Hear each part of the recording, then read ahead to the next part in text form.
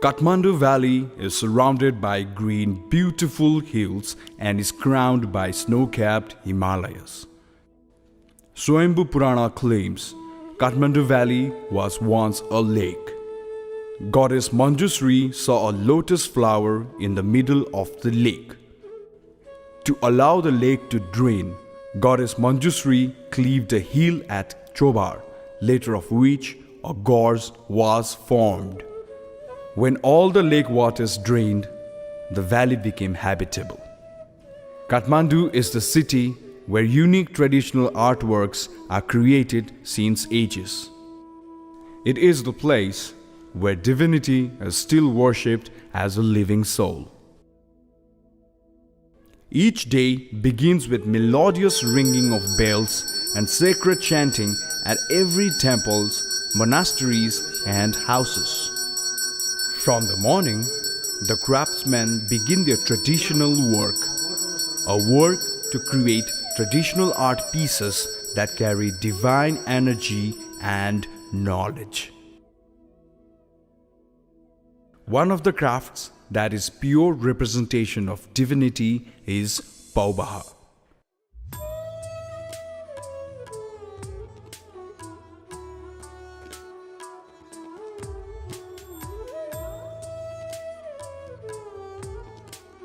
The name of which is derived from Sanskrit word Patra Vattarak, meaning depiction of God and goddess in a flat form.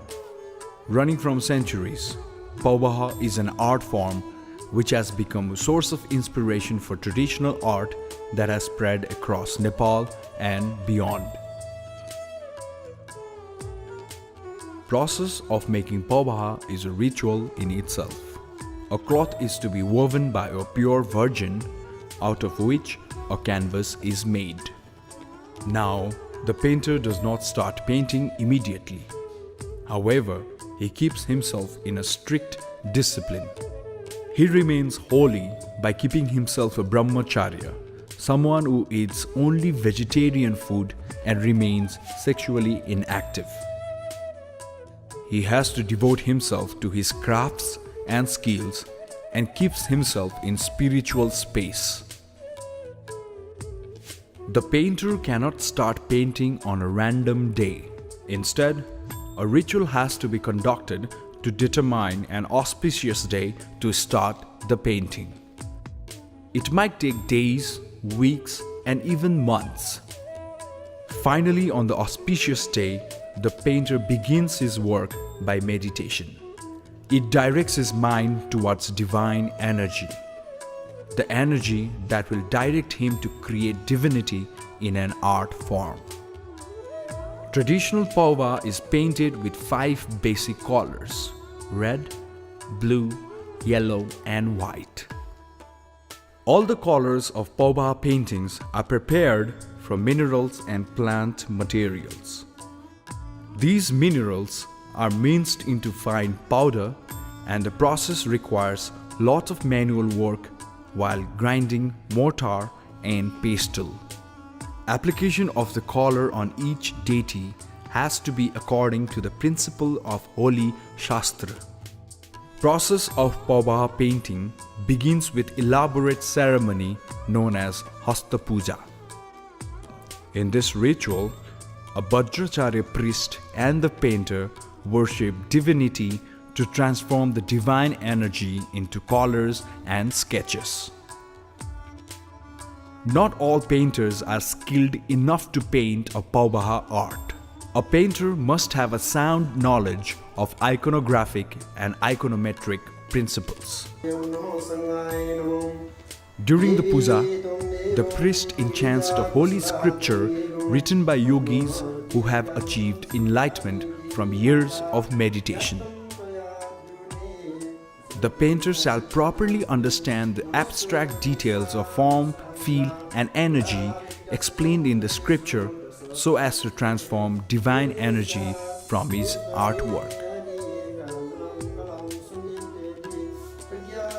After the initial coat of color is applied, painter gives fine lines to create a perfect shape to a deity. Then he starts shading and gradation. विश्वमाता विद्युत प्रभा हृदय वर्धितं ज्ञानगया हृद्यं नमस्ते मनसा भवसा गिरा ये मनोन्कास मनम मनकास मन्त्र बहनकास मनम देवी राजनिकास देवीनं This process of painting may take 10 to 20 years to finish. Painters also apply gold and silver to the paintings as an act of contemplation of the deity.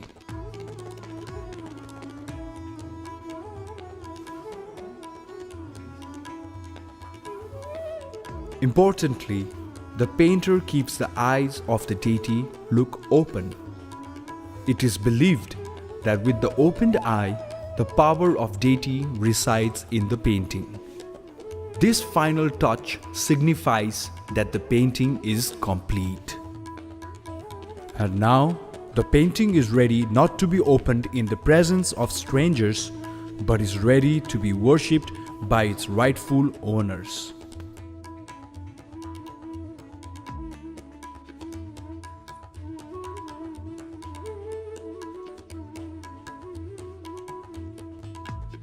Paubha is a physical representation of the philosophies of Hinduism and Buddhism, which are not easily perceivable. As these philosophies are in abstract form, we use symbols to explain feelings like love, care, and religious philosophies. Paubha paintings are basically a physical representation of Holy Scripture that is written in Sanskrit. This is the painting of Padmapani Lokeshwar. According to the Holy Scripture, he holds a lotus in his left hand while his right hand is in supreme generosity. Padmapani wears an antelope skin over his left shoulder and an ornament typical of Bodhisattva.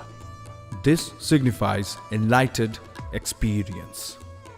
His hairs are symbolic of Padmapani's endless quest to achieve enlightenment for many eons to come.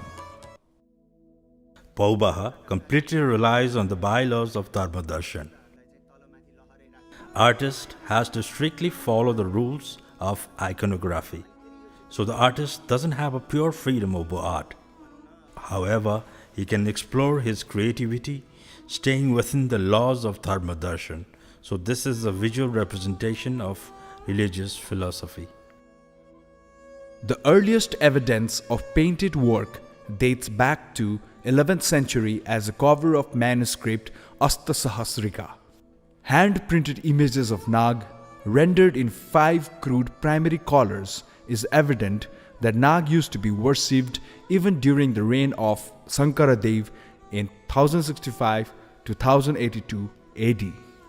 Today, the similar images of Nag are printed and sold annually during Nag Panchami in July and August, to which millions of devotees worship.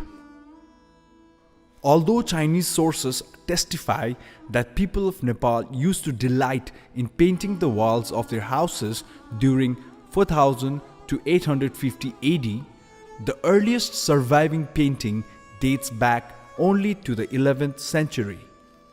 Paubha, essentially painted in clothes, remained at the center of Newari art tradition.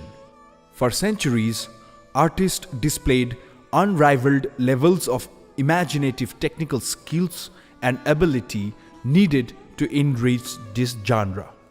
The earliest known paintings of 11th century to mid-40s of 20th century have also been attributed to Chitrakars. Basically, in composition, the main deity is placed at the center, and the other deities are placed in other positions, above, below, right and left. The positions Ayudh, Burna, Ashan, Mudra, Bahan, they all have a different symbolic meanings. For example, Manusri is a god of knowledge, and in this painting, she is carrying a Chandrahas Khadga, posing not to kill the demons. The painting is a symbolic representation of her slitting through darkness to ignorance and spreading the light of knowledge. Paubha has been influenced by various art forms. In 16th to 17th century, Paubha was also inspired by Mughal art forms, and we can also see the Tibetan and Chinese influence. In this period of globalization, we can also see global influence in Paubha.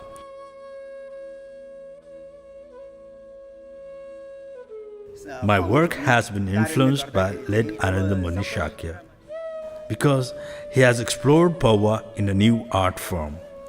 I am trying to experiment using oil medium and trying to represent iconography with a realistic approach, making effect of three-dimensional form and using Newars jewelries into an art form. My paints always show motion.